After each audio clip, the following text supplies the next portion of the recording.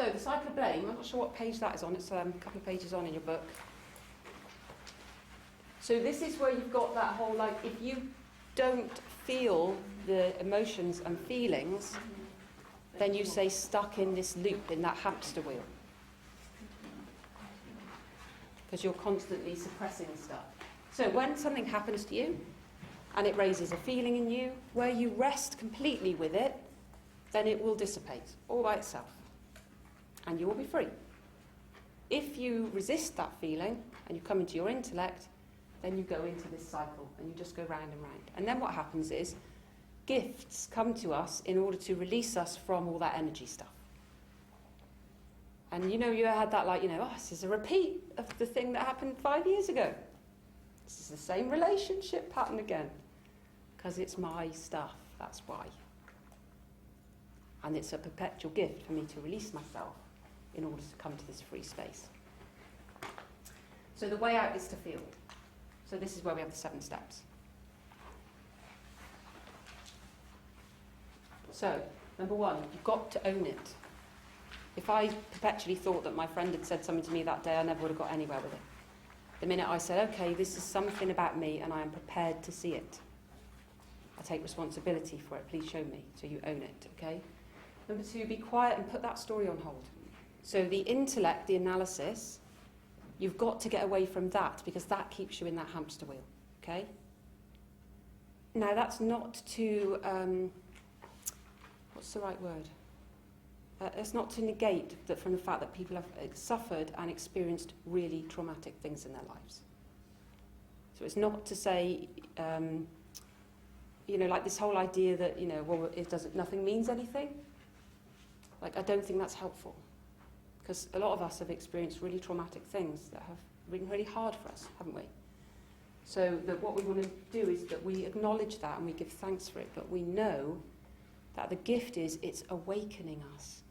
So I can say now that I know that being ill in 2001, nearly dying and losing 2/3 of the flesh on my torso, or on my, here, is like the best gift ever.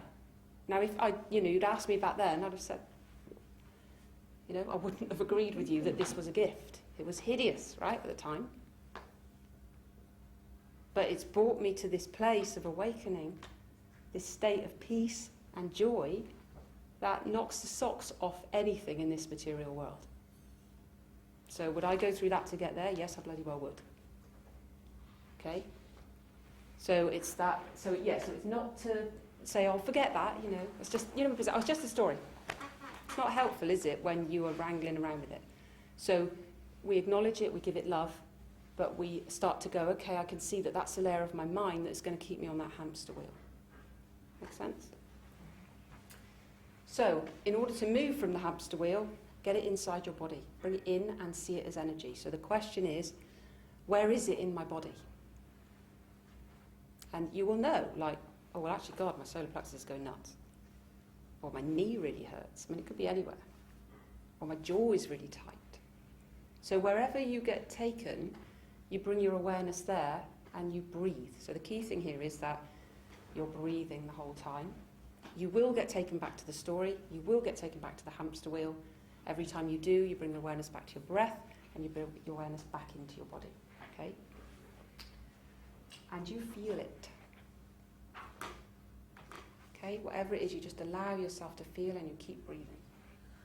And you breathe and you invite expansion. And in that, I mean, you call the source. You call infinite love. You call the angels. You call God.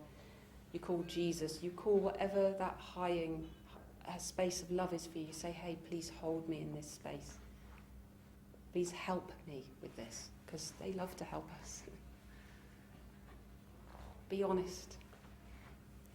I said you've got to get honest about where you are. You can't. When I was in India, they said, all you need to do is see. And it's so true.